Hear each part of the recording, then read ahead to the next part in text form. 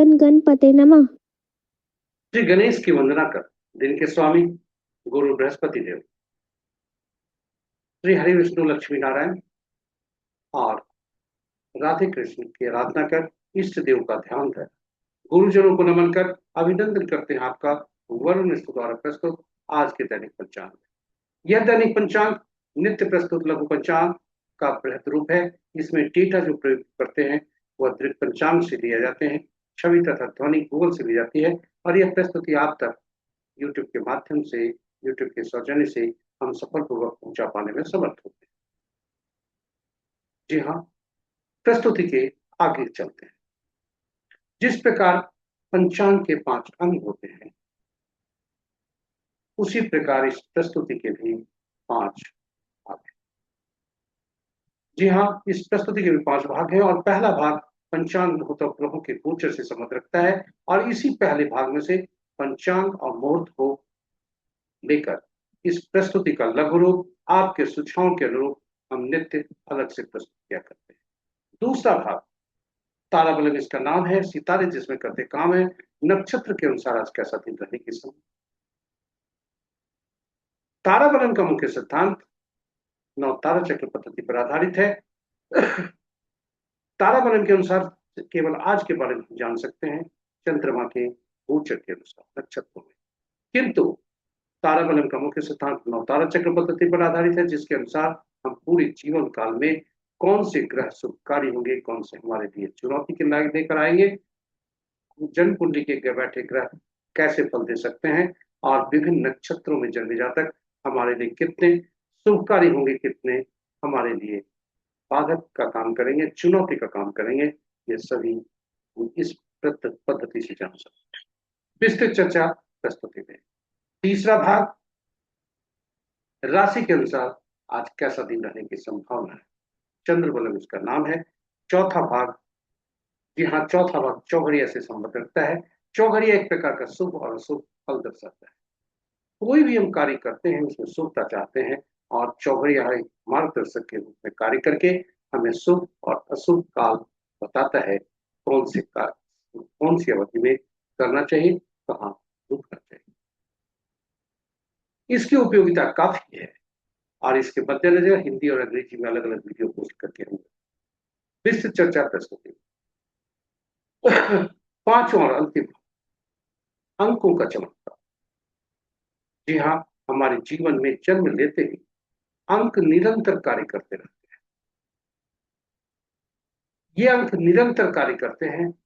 जिस प्रकार सांस की प्रक्रिया चलती है, ये अंक कार्य करते रहते हैं। हाँ, ये अंक सकारात्मक भी हो सकते हैं, नकारात्मक।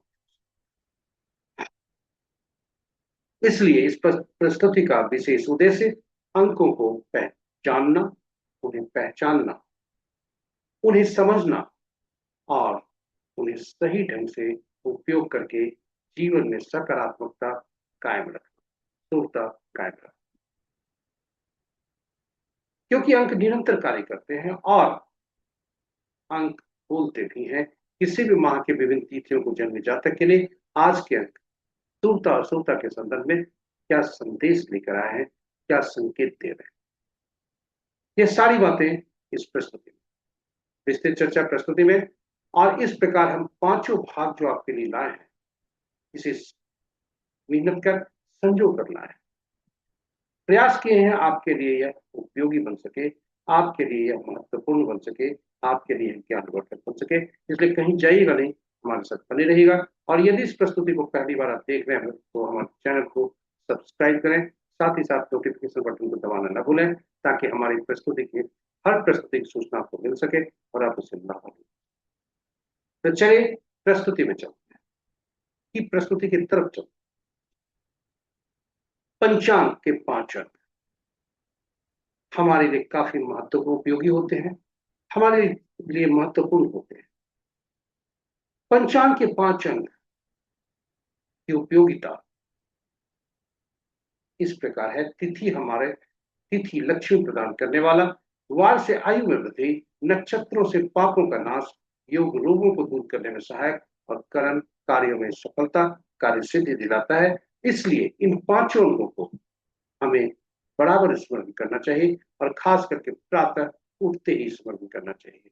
प्रातः उठते ही इसका स्मरण करना चाहिए। और पुराणों में जो लिखा है, पंच इसे स्मरण करना चाहिए, और स्मरण करने का जो उचित माध्यम है यह श्लोक है।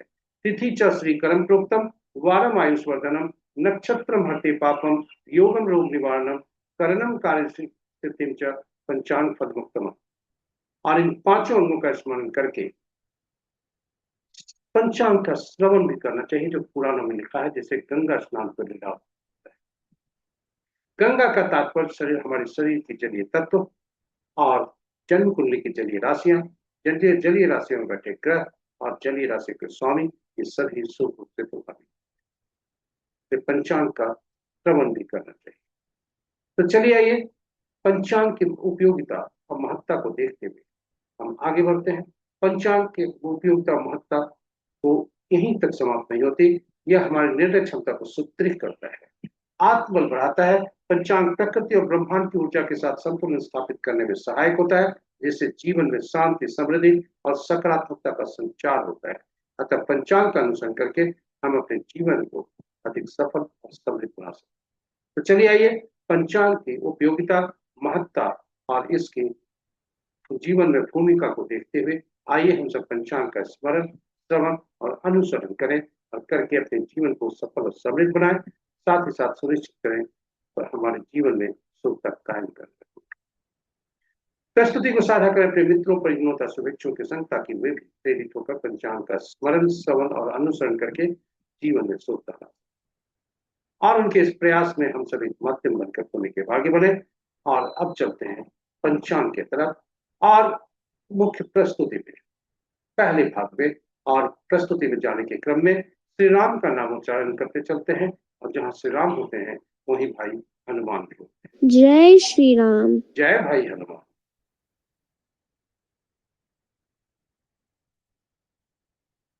स्वागत है आपका प्रस्तुति के पहले भाग में। आज का दिनांक 11 जून 2026, माह ज्येष्ठ, पक्ष कृष्ण, शाका संवत 1948 12 भाव, विक्रम संवत 2083 शताब्दी, और कलयुग का 5127वां वर्ष।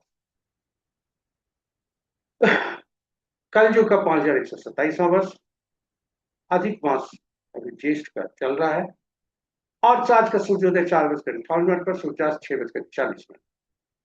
Sunrise at 4:58 AM, sunset at 6:40 PM।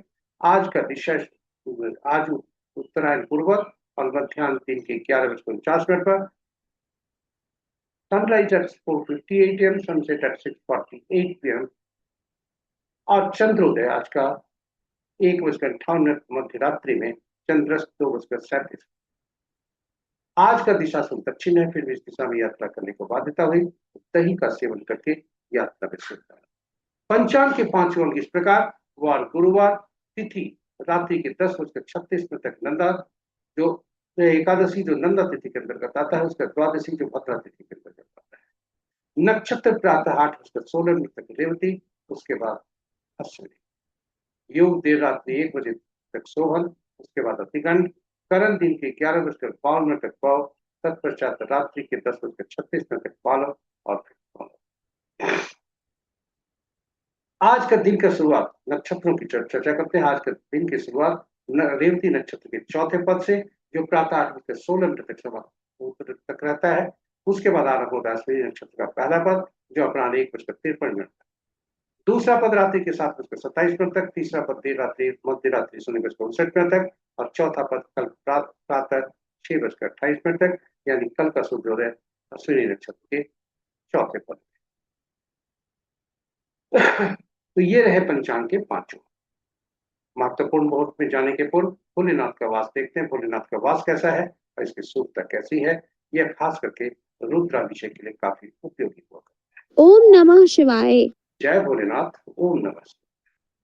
जब तक एकादशी तिथि है तब तक भोलेनाथ कैलाश पर्वत पर हैं, और जब द्वादशी तिथि होती है भोलेनाथ नंदी पर सवार होते हैं। दोनों काफी शुभ है।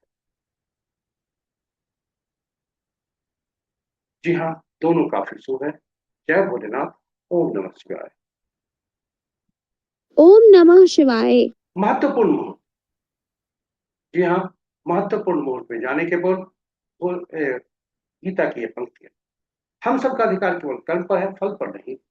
अतएव जिम्मेदारी के साथ कर्म करने के लिए अनुकूल मुहूर्त का चुनाव करना ही हमारी पहली सफलता है। साथ ही अनुकूल मुहूर्त में कार्य का आरंभ करने से मार्ग में आने वाली समस्त बाधाओं को सफलतापूर्वक और खुशी खुशी हम जब पार कर सकते हैं, जो हमारे कर्मों का हर चरण का अपरिहार्य हिस्सा है। इसलिए आइए अनुकूल मुहूर्त का चयन करके हम सफलता की सीढ़ी पर कदम रखें। महत्वपूर्ण मुहूर्त के शुभ मुहूर्त में अभिजीत मुहूर्त दिन के 11:22 से 12:17 दिन तक, अमृतकाल प्रातः 5:59 से 7:30 प्रातः तक। अमृतकाल दो भागों में, प्रातः 5:59 से 7:30 प्रातः तक, उसके बाद रात्रि के 11:49 से देर रात्रि 1:17 तक। सर्वार्थ सिद्धि योग आज के सूर्योदय से कल के सूर्योदय तक। विजय मुहूर्त अपराह्न 2:06 से 3:06 अपराह्न तक। गोधूली विला संध्या 6:39 से 7 बजे संध्या तक। निशिता मुहूर्त देर रात्रि 11:29 से मध्य रात्रि 0:10 तक।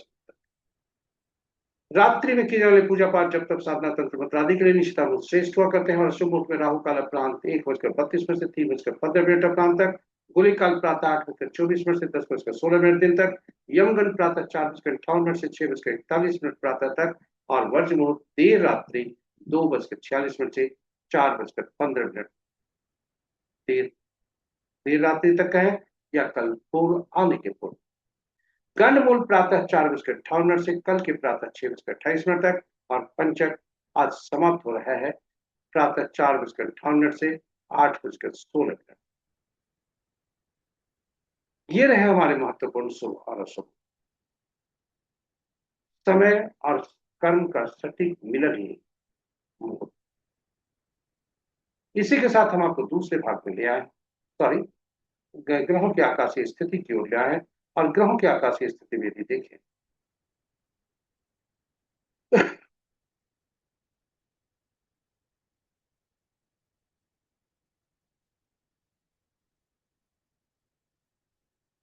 तो ग्रहों की आकाशीय स्थिति में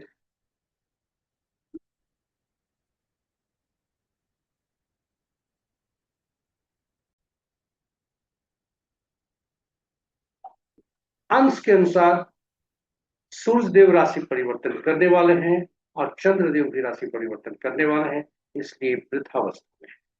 वहीं बृहस्पति देव और शुक्र देव राशि परिवर्तन कर चुके हैं, इसलिए बाल्यावस्था में है अंश के अनुसार। इस प्रकार मित्र राशि में 2 ग्रह, शत्रु राशि में 3 ग्रह, सम राशि में 2 ग्रह और अपनी राशि में मंगल देव और बुध देव 2 ग्रह। चंद्र की राशि में 2 ग्रह, बृहस्पति की राशि में 2 ग्रह और शेष ग्रहों की राशियों में एक एक ग्रह। नक्षत्र के अनुसार ग्रहों की आकाशीय स्थिति को देखा जाए यदि, तो मित्र नक्षत्र में 3 ग्रह, सम नक्षत्र में 3 ग्रह और अपने नक्षत्र में भी 3 ग्रह हैं। और ये 3 ग्रह हैं बृहस्पति देव, राहु देव और केतु देव। बृहस्पति देव, राहु देव और बुध देव के नक्षत्र में दो दो ग्रह हैं। सूर्य चंद्र शनि के नक्षत्र में कोई ग्रह नहीं है, ये स्वतंत्र ग्रह है। और शेष ग्रहों के नक्षत्र में एक एक ग्रह है। सूर्य देव 15 जून को नक्षत्र परिवर्तन करने वाले हैं, इसलिए अब चंद्रदेव का राशि परिवर्तन आज प्रातः 6 बजकर, जी हाँ, आज प्रातः चंद्रदेव का 8:16 पर चंद्रदेव का राशि परिवर्तन। तो इस प्रकार ग्रहों के आकाशीय स्थिति को हमने आपके समक्ष रखा। यह ग्रहों के नक्षत्र परिवर्तन की सारणी है और ग्रहों के वक्रत्व की सारणी भी आपके समक्ष हमने रखा है, जो आगे होने वाला है। स्वागत है आपका दूसरे भाग में। ताराबलम इसका नाम है, नक्षत्र जिसमें करते काम है। आपके सामने ताराबलम की पूरी सारणी प्रस्तुत है। और ताराबलम के समक्ष जो परसेंटल लाइन है, जिसमें नक्षत्रों का नाम है, वह चंद्रमा के गोचर से संबंध रखता है।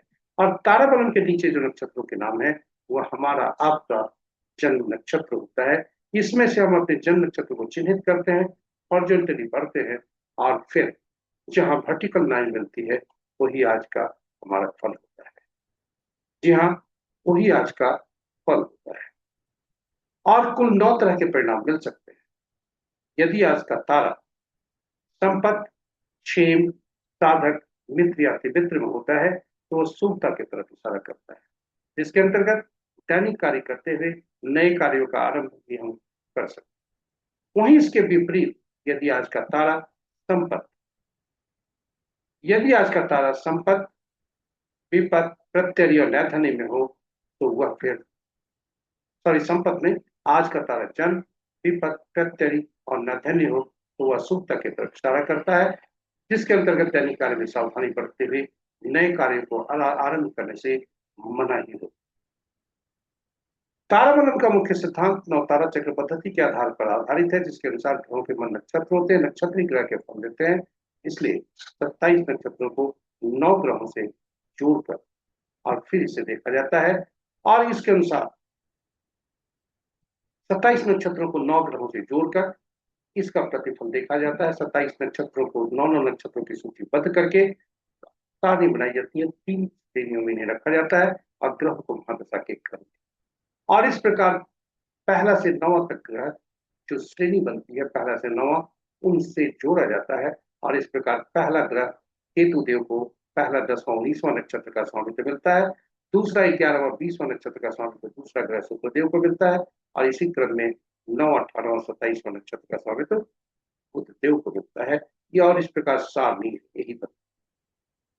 यह काफी उपयोगी है। इस सारणी में से हम अपने जन्म नक्षत्र को चिन्हित करते हैं और फिर शीर्ष की ओर बढ़ते हैं, जिसमें हम जो ग्रह के नाम है यानी नक्षत्र के स्वामी, और ये पहला ग्रह हमारा बनते हैं। जी हाँ, पहला ग्रह बनते हैं। हमारे जीवन की क्रिया यहीं से, इन्हीं ग्रह के अधीन कार्य आरंभ होती है। ये काफी उपयोगी होते हैं। इन्हें जन्म ग्रह के रूप में माना जाता है। गणना यहीं से आरंभ होती है और फिर घड़ी की सुई की दिशा में आगे बढ़ते हुए बुध तक गणना करते हैं, और फिर केतु से यह गणना आरंभ करके जो जन्म ग्रह बनता है ठीक उसके पिछले ग्रह तक हम गणना करते हैं। ठीक उसके पिछले ग्रह तक हम गणना करते हैं, और इस प्रकार हम ग्रहों के बारे में जान।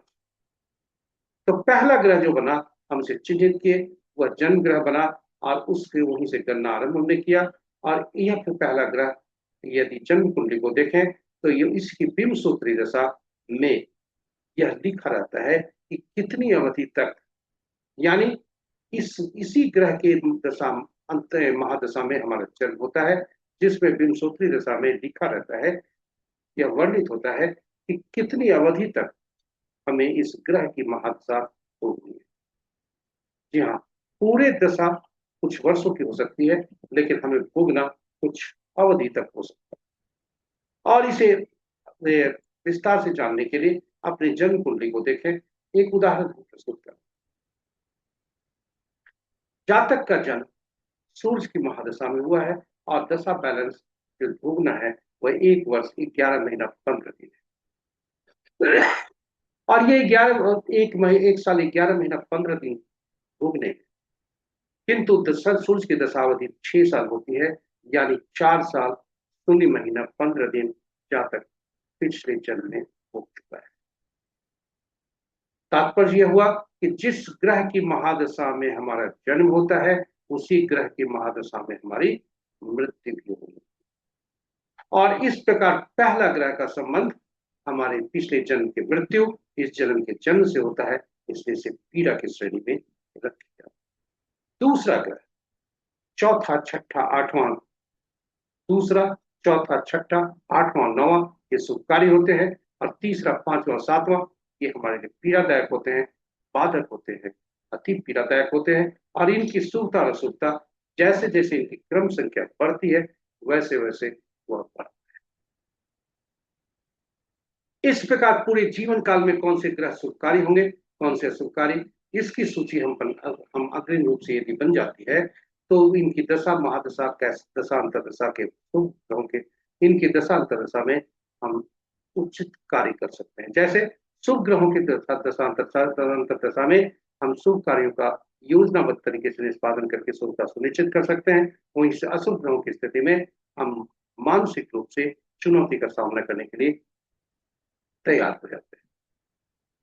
इसी प्रकार जन्म कुंडली में बैठे ग्रह कैसे कैसे फल देंगे, यह भी हम इसमें जान सकते हैं। और विभिन्न नक्षत्रों में जन्मे जातक हमारे लिए कितने शुभकारी होंगे। शुभ ग्रहों के नक्षत्र में जन्मे जातक हमारे लिए शुभकारी होंगे, अशुभ ग्रहों के नक्षत्र में जन्मे जातक हमारे लिए अशुभकारी। जो जातक दूसरा, चौथा, छठा, आठवां, नौवां ग्रह के नक्षत्र में जन्म हुआ है वह हमारे लिए अति शुभता शुभता और अति शुभता लेकर आएंगे। वहीं इसके विपरीत पहला, तीसरा, पांचवा, सातवां नक्षत्र में जन्मे जातक हमारे लिए बाधक बन सकते हैं, पीड़ादायक हो सकते हैं, हमारे लिए असंतोष का कारण बन सकते हैं। इस प्रकार ये जातक कहीं के भी हो, चाहे घर, परिवार, रिश्तेदार, समाज, संसार या कार्यस्थल या व्यवसाय स्थल कहीं से भी हो, ये हम पहले से जान जाते हैं और इस प्रकार उनसे उसी रूप अपेक्षा करते हैं। तो इस तरह से ग्रहों की उपयोगिता, नवतारा चक्र पद्धति की उपयोगिता हमने आपके समक्ष रखी। इसकी उपयोगिता अद्भुत पद्धति है। इसकी उपयोगिता को देखते हुए हमने YouTube पर अलग से वीडियो भी पोस्ट किया जिसमें भगवान राम, माँ सीता तथा भाई हनुमान की कुंडली की चर्चा। आप उसे देखकर लाभान्वित हो सकते हैं और इसका बेहतर रूप से आप उपयोग करें, जीवन में शुभता लाए। वापस चलते हैं तारा बलन पर, लेकिन इसके पूर्व आपका सुझाव जो आया है कि थोड़ी सी चर्चा शुभ और अशुभ ग्रहों के फलित संपत, क्षेम, साधक, मित्र और पवित्र क्या संकेत देते हैं, इसके साथ ही आपके समक्ष प्रस्तुत और अशुभ तारे के बारे में भी आपके समक्ष किए प्रस्तुत। और इसके साथ ही हम चलते हैं चंद्रमा के गोचर यानी तारा बलम में। आज चंद्रमा प्रातः 8:16 तक असली रेवती नक्षत्र में है, उसके बाद अश्विनी नक्षत्र में जाते हैं। और इस प्रकार आज कहें तो पहला भाग कृतिका, उत्तरा, फाल्गुन या उत्तराषाढ़ नक्षत्र में जन्मे जातक के लिए पहला भाग पीड़ादायक है। वहीं रोहिणी, हस्ता, श्रवण नक्षत्र में जन्मे जातक के लिए दूसरा भाग पीड़ादायक है। और यदि हम कहें तो भरणी, पूर्वा, फाल्गुनी, पूर्वाषाढ़ नक्षत्र में जन्मे जातक के लिए दोनों भाग शुभ। इस प्रकार शुभता और अशुभता की पूरी श्रेणी सूची आपके पूरी सारणी आपके समक्ष प्रस्तुत। आप उसका सही ढंग से उपयोग करके शुभता सुनिश्चित कर सकते हैं। इसके साथ ही हम आपको ले चलते हैं चंद्रबलम में। आज चंद्रमा गोचर कर रहे हैं 8:16 पर राशि परिवर्तन करेंगे। मीन राशि से वे मेष राशि में जाएंगे। तो जब तक मीन राशि में है तब तक वृषभ, मिथुन, कन्या, तुला, मकर और मीन राशि के जातक के लिए शुभता के संकेत हैं। वहीं उसके विपरीत उसके बाद मेष राशि में जाने के बाद मेष, मिथुन, कर्क, तुला, वृश्चिक, कुंभ राशियों में जन्मे जातक के लिए शुभता के संकेत। शेष ग्रहों की राशियों के लिए शुभता के संकेत नहीं है। इसके साथ ही हम आपको ले आए हैं चौघरिया में। चौघरिया एक प्रकार का मुहूर्त ज्योतिष शुभ और अशुभ काल दर्शाता है। किसी भी कार्य करने के लिए इसका उपयोग किया जाता है, चाहे वह पूजा पाठ से संबंधित हो, पहली बार किए जाने वाले कार्य हो या कोई भी कार्य जिसमें शुभता चाहिए। कोई व्यक्ति यदि उचित मुहूर्त नहीं देखना चाहता तो जो भी कार्य करता है उसे शुभता जरूर चाहता है, इसलिए कम से कम चौघरिया अवश्य देखें। चौघरिया की उपयोगिता को देखते हुए हमने YouTube पर अलग से वीडियो पोस्ट करके रखा है, हिंदी और अंग्रेजी में, जिसे आप संदर्भित कर सकते हैं। और संक्षेप में हम यहाँ चर्चा करें। कुल 8 चौघरिया दिन के होते हैं, 8 चौघरिया रात के होते हैं और इन किंतु साप्ताहिक दिन 7 ही होते हैं, इसलिए 7 चौघरिया का ही नामकरण हुआ, 7 दिन के से संबद्ध करने के लिए। 8वां चौघरिया जो होता है प्रतिदिन, दिन और रात, प्रतिदिन और प्रति रात जो आरंभ का चौघरिया होता है वही अंत का चौघरिया होता है। इस प्रकार 8 चौघरिया का संबंध साप्ताहिक दिनों से हो जाता है और साप्ताहिक दिन शासित होते हैं विभिन्न 7 ग्रहों से, जो विभिन्न कार्यों के लिए उपयुक्त होते हैं, उपयोगी होते हैं, फलदायी होते हैं, विभिन्न कार्यों के लिए उन्हें शुभ माना जाता है, लाभदायक श्रेष्ठ होते। इसलिए सभी 8 चौघरिया का संबंध साप्ताहिक दिनों से, उनके शासक ग्रहों से और उनके द्वारा निमित्त कार्यों से भी होता है और इस प्रकार चौघरिया की उपयोगिता बढ़ जाती है। जब भी हम चौघरिया देखें तो यह जरूर सुनिश्चित करें कि कहीं यह शुभता से अतिव्याप्त तो नहीं है। कुल 8 चौघड़िया सूक्ता से अधिक व्याप्त तो नहीं है। यहाँ चौघड़िया को जब भी देखें, दिन में कुल 3 तरह की असुखताएं हो सकती है: राहु काल, काल बेला, वार बेला, और रात्रि में काल रात्रि। इस प्रकार 4 तरह की असुखताएं होती हैं। अनुभव के आधार पर जो हम पाए हैं और जो आपसे साझा कर रहे हैं, इस प्रस्तुति को प्रस्तुत करते करते हमें सीखा है, अनुसंधान में पाया है कि दिन में सूर्य का प्रभुत्व होता है, शनि देव नाराज रहते हैं, इसलिए शनि देव प्रतिदिन, शनि का चौघड़िया प्रतिदिन काल चौघड़िया, काल बेला से ग्रसित होता है। वहीं रात्रि चंद्रमा का प्रभुत्व, बुध देव नाराज, इसलिए बुध का चौघड़िया, लाभ चौघड़िया प्रति रात काल रात्रि से ग्रसित होता है। आप हमारे खुद सभी प्रस्तुतियों को, पीछे की प्रस्तुति को देखें, आप खुद ही पाएंगे कि हमारा अनुसंधान बिल्कुल सही है। तो इस प्रकार यदि देखें, काल चौघड़िया शनि का, शनि देव का चौघड़िया, शनि देव पापी ग्रह है, इसे काल के रूप में चिन्हित किया जाता है, कोई भी शुभ कार्य इसमें नहीं किया जाता। लेकिन काल चौघड़िया, बेला से ग्रसित रहते हुए भी शनि शनि कर्म और न्याय के देवता हैं, इसलिए सत्य और धर्म पर चलते हुए, सत्यनिष्ठ पर चलते हुए, सरकार के नियमों का पालन करते हुए, ईमानदारी से कार्य धनोपार्जन हेतु की जाने वाली गतिविधियों के लिए यह काफी लाभदायक है।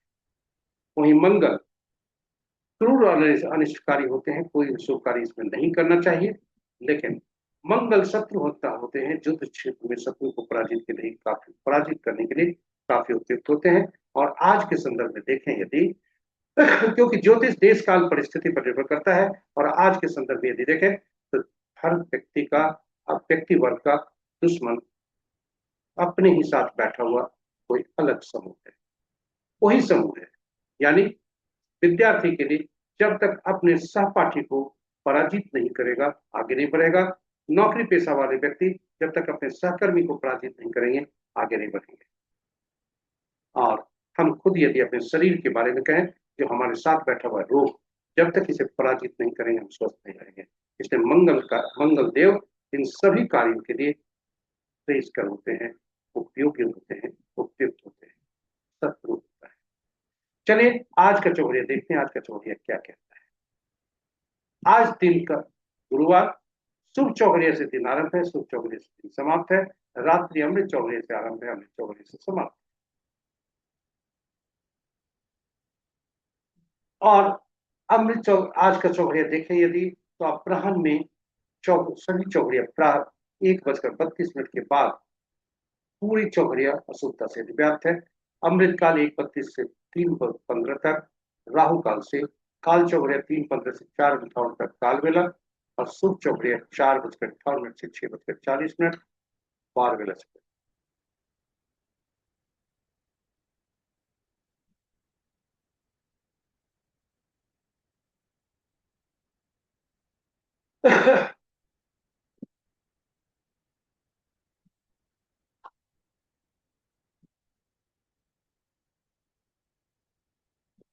इसकी मैं थोड़ी,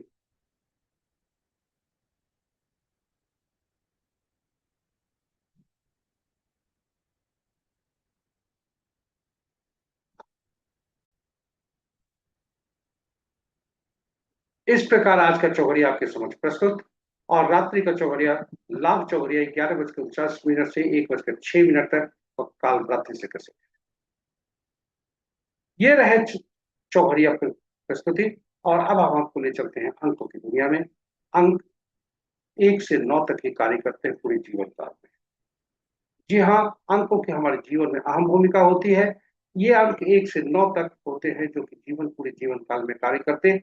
5वां अंक बीच का अंक होता है, महत्वपूर्ण होता है क्योंकि वो संतुलित करता है अपने से पहले और बाद में आने वाले अंकों को। याद रखें, शून्य को गणना में नहीं लेते, और जब भी कोई 2 अंकों का समूह या 2 से ज्यादा अंकों का समूह हमारे समक्ष होता है, तो उसमें प्रयुक्त हुए सभी अंकों को जोड़कर एकल अंक में परिवर्तित करते हैं। 1 से 9 तक ये अंक होते हैं, और ये शासित होते हैं विभिन्न 9 ग्रहों से। और इन ग्रहों के तत्व, गुण और ऊर्जा इन अंकों में समाहित हो जाते हैं, और इसलिए इन अंकों को उनके ग्रहों के तत्व, गुण और ऊर्जा के अनुसार अलग अलग नामों से पुकारा जाता है, जो कि जिसके सामने आपके समक्ष प्रस्तुत। ईश्वर हमें जब जन्म लेते हैं तो एक उपहार कुछ अंकों का देते हैं जन्म तिथि के रूप में, जिसमें तिथि, माह और वर्ष हुआ करता है।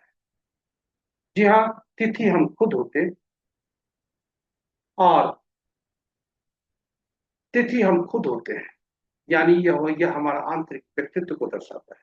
वहीं तिथि, माह और वर्ष तीनों मिलकर हमारा भाग्य बताता है, इसलिए तिथि को मूलांक कहते हैं। और तिथि, माह और वर्ष तीनों जो मिलते हैं उनको हम भाग्यांक कहते हैं। जो अंक ज्योतिष का मूल सिद्धांत, सभी अंकों को एक अंक में परिवर्तित किया जाता है। हमने गूगल से एक जन्म तिथि ली है जिनका जन्मदिन आज है। इसके अनुसार 11 जून 1990 को जन्म तिथि है। अब इनका मूलांक 2 बनता है और भाग्यांक 9 बनता है। मूलांक और भाग्यांक को बोलचाल की भाषा में ट्रैवल कहा जाता है। तिथि, माह जो मिलता है तो बाहरी व्यक्तित्व हमारा दर्शाता है। इस जातक का बाहरी व्यक्तित्व 8 बनता है, इसे एटीट्यूड नंबर या अचीवमेंट नंबर कहा जाता है। और एंजल नंबर निकलता है वर्ष के अंकों से। तिथि को जोड़कर एक अलग में वर्ष को जोड़कर एक अलग में परिवर्तित करते हैं, और फिर पुरुष के लिए 11 से उसको घटाते हैं और महिला के लिए 4 से जोड़। इस तरह इस जातक का सभी अंकों को देखें यदि, तो मूलांक 2 बनता है और भाग्यांक 9 बनता है। ड्राइवर 2, कंडक्टर 9, और इनका जो अचीवमेंट नंबर 8 और एंजल नंबर 1 बनता है। जब भी जन्म तिथि में, गणना में या तिथि में या गणना में 11, 22, 33 आते हो, और पिछले जन्म के कर्मों को बताता है। पिछले जन्म के आत्मा से बताता है, आत्मा के अधूरे कार्य को बताता है जो इस जन्म में करने। और यदि 13, 14, 16, 19 कहीं भी तिथि में या गणना में आता हो तो वह हमारे पूर्व जन्म के कर्मों को बताता है। जिस कर्मों द्वारा उत्पन्न ऋण से बताता है जो इस जन्म में हमें चुकता करने होते हैं। और यह पूरी सारणी आपके लिए में देखें यदि, तो पूरे अंक में कुछ अंक ऐसे हो सकते हैं जो मिसिंग हो सकते हैं। हर ग्रह का अलग अलग तत्व ऊर्जा, हर अंक का अलग अलग तत्व गुण ऊर्जा होते हैं, और यदि कोई अंक मिसिंग है तो उस अंक से संबंधित जो गुण और ऊर्जा और तत्व की कमी हमें पाई जाती है। ड्राइवर और कंडक्टर का मित्रवत रहना, शत्रुवत रहना हमारे लिए खतरे का घंटी देता है, क्योंकि वह स्ट्रगल देता है। इसलिए पूरे जीवन में हमें सुनिश्चित करना है कि ड्राइवर और कंडक्टर शत्रुवत न हो, और यदि शत्रुवत है तो इनके मित्र को लाकर हम इसे व्यवस्था बैलेंस करते हैं, संतुलित करते हैं। और यदि जीवन में कोई अंक हम शत्रुवत ले आए तो वहां से बाधा शुरू हो सकती है। इसलिए अंकों को पहचानना, उन्हें समझना और दुश्मन अंकों से, शत्रु अंकों से दूरी को रखना, जो हमारा ड्राइवर कंडक्टर है, ये हमारा परम कर्तव्य है, जिससे सुखता बनी रहे। तो चलिए आइए देखते हैं कौन से अंक इस, हमने गूगल से एक जन्म तिथि ली है, ये उद्देश्य शैक्षणिक है, और इसमें देखते हैं कि जन्म तिथि में कौन कौन से जातक का मिसिंग अंक, यूनिक जन्म तिथि है इस जातक का, क्योंकि ज्यादा अंक मिसिंग, और जो भी अंक है, जब भी कोई अंक 3 या 3 से ज्यादा बार प्रयुक्त होते हैं तो उसकी ऊर्जा, अगर वह अंक शुभ भी है, यदि ड्राइवर कंडक्टर का मित्र भी है, सकारात्मक होते हुए भी वह नकारात्मक प्रभाव डालता है, और यदि नकारात्मक है तो और खतरनाक होता है। अब इस जातक का देखें, जो थॉट प्लेन है उसके कोई अंक उपलब्ध नहीं है, और इमोशनल प्लेन है उसमें भी कोई अंक उपलब्ध नहीं है। जी हाँ, इस दोनों में कोई अंक उपलब्ध नहीं है, ये 0% परिणाम दे रहे हैं। 3, 4, 5, 7, 8 ये 5 अंक है जो इनके मिसिंग है। ये सभी जातक अपने मूलांक और भाग्यांक को संतुलित करने के लिए उपयोग कर सकते हैं। 2 और 6 का भी उपयोग कर सकते हैं, बशर्ते कि मित्रवत हों, और 9 और 1 से दूरी बनाना इनको अत्यावश्यक है। अब देखते हैं कि स्रोत क्या होगा। मान लीजिए 2 और 9 आपस में शत्रुवत हो गए, तो फिर इनको मित्रवत करने के लिए कोई मित्र को ढूंढना होगा, और वह स्रोत क्या होगा।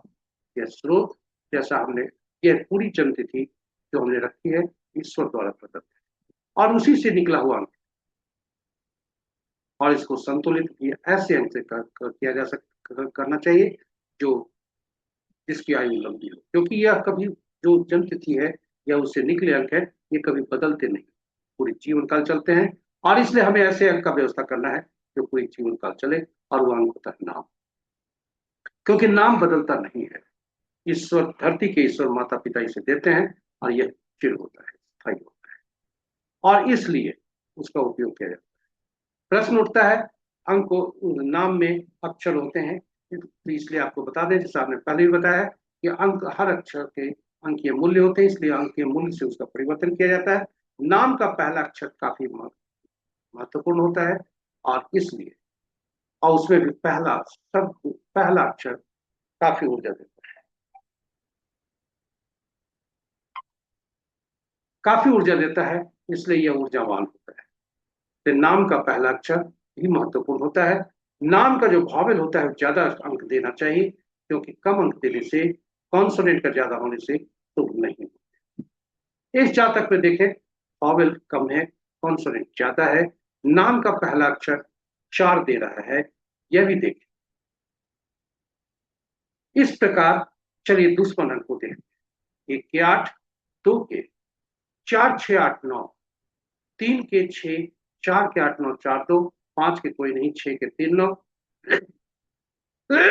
7 के 7, 9, 3, 8 के 1, 2, 9, 4, 8, 9 के 6, 4, 2, 8। इस प्रकार इनका मूलांक 2, भाग्यांक 9, ये दोनों आपस में शत्रु होते हैं। साथ ही साथ नाम का पहला अक्षर भी शत्रु होता है। और यदि हम कहें तो इनका जो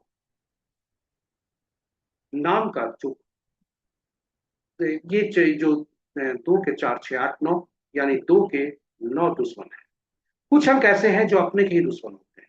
इन अंकों की पुनरावृत्ति, रिपीटेशन शुभ नहीं होता। 4, 7, 8, 9, ये ऐसे अंक हैं, ये ऐसे 4 अंक हैं जो कि शुभ नहीं होते, और इसलिए इनका रिपीटेशन कभी नहीं होना चाहिए, ये अपने के ही दुश्मन होते हैं। तो ये रहा आपके लिए जानकारी कि अंक कार्य करते रहते हैं, अंक निरंतर कार्य करते रहते हैं, सकारात्मक को सकारात्मक और नकारात्मक रूप से। हमें करना है कि नकारात्मक अंकों से दूर रखना है अपने आप, और यही यही वजह है इस प्रस्तुति का, कि ताकि आप अंकों को पहचान जाने, समझें, पहचाने और उसका सही उपयोग करें। वर्षफल कैसा होगा, यह भी अंक कार्य करते हैं। इसके लिए जो जन्म तिथि है उसमें से वर्ष के को निकालकर वर्तमान वर्ष को रखें, और इस जातक का देखें, रनिंग एज 9 है, और यह अंक जो 2026 का दे रहा है वो रनिंग 9 है, जो कि मूलांक और भाग्यांक का शत्रु है, और 9 अंक का रिपीटेड, ऑलरेडी इनका रिपीटेड अंक है, यह इसके लिए शुभ नहीं। स्वास्थ्य के प्रति सावधानी इनको रखनी चाहिए। वैसे भविष्यवाणी हम नहीं कर रहे, क्योंकि शैक्षणिक उद्देश्य है इस जन्मतिथि का, लेकिन यदि कोई अंक इनके और भी प्रभावी हैं तभी सुखता हो सकती है, नहीं तो परेशानी बन सकती है। तो जन्म तिथि की बधाई। ये महाबली शेरा है, जो कि कुश्ती आदि में ये आदि में ये विख्यात है। अब इनका जो है आपके समक्ष हमने रखा है अंकों का, हर अंकों का दुश्मन अंक भी, दुश्मन अक्षर भी, ताकि आप उसका उपयोग अपने जीवन में कर सकते हैं। तो अभी तक हमने देखा अंक कार्य करते हैं, अब अंक बोलते भी। आज का अंक 9 है, और 9 जो होता है सैनिक का होता है, यह केवल राजा के प्रति उत्तरदायी होता है। इसलिए यह एक अंक के साथ, सरकार के साथ इनका सुरता रहती है। याद रखें, अति मित्र नहीं होते कभी सैनिक, क्योंकि राजा को पदच्युत भी यही करते हैं। सरकार बदलती है, ये इनका आदर्श बदलता है। इसलिए सर, जो ये 1/10/19/28 को जन्मे जातक के लिए आज का दिन उत्तम है, और 5/14/23/6/15/24 तारीख को जन्मे जातक के लिए आज का दिन तटस्थ होगा, सामान्य होगा। शेष अंक के लिए आज दिन शुभ नहीं है, सावधानी बरतनी अत्यावश्यक है। इसके साथ ही सारांश इस प्रस्तुति का आपके समक्ष प्रस्तुत। जी हाँ, पंचांग का स्मरण, श्रवण और अनुसरण अत्यावश्यक। अपने ग्रहों को पहचाने, समझे और उनके अनुरूप कार्य करें। अनुकूल मुहूर्त में कार्य आरंभ कर अनुसूपता सुनिश्चित करें। नक्षत्रों के संकेत महत्वपूर्ण होते हैं, इसके अनुसार कार्य करें।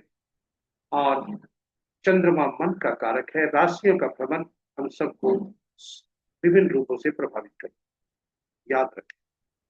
चौघड़िया का मार्गदर्शन हमारे लिए हमेशा हितकारी होता है। और अंत में अंक को समझें, पहचाने, उन्हें जाने, उनके सही अंकों का चयन करके सकारात्मकता सुनिश्चित करें। इसके साथ ही प्रस्तुति को हम विराम देने के स्थान प्रकार पर पहुंच गए। हमारी आपका हमारे साथ बने रहे इसके लिए का बहुत बहुत धन्यवाद। आशा करते हैं पूरी प्रस्तुति आपके लिए उपयोगी सिद्ध होगी, ज्ञानवर्धक तथा रोचक रही। यदि इस प्रस्तुति को देखने के क्रम में कोई सुझाव आपके मन में आया हो, YouTube के कमेंट बॉक्स में कमेंट करके हमें हमारा मनोबल बढ़ाएं, साथ ही साथ हमारी प्रस्तुति को बेहतर बनाने में सहयोग करें। इसके साथ ही आज के दिवस के देवता, जी हाँ, आज के दिवस के देवता बृहस्पति देव से हम प्रार्थना करते हैं कि उनकी असीम कृपा पर बनी रहे। आपका दिन शुभ हो। आप उन बृहस्पति देव तथा लक्ष्मी नारायण राधे कृष्ण की कृपा पर बनी रहे। आपका दिन शुभ। जय गुरु बृहस्पति देव, जय लक्ष्मी नारायण और जय राधे कृष्ण। राधे राधे। ओम नमो नारायण।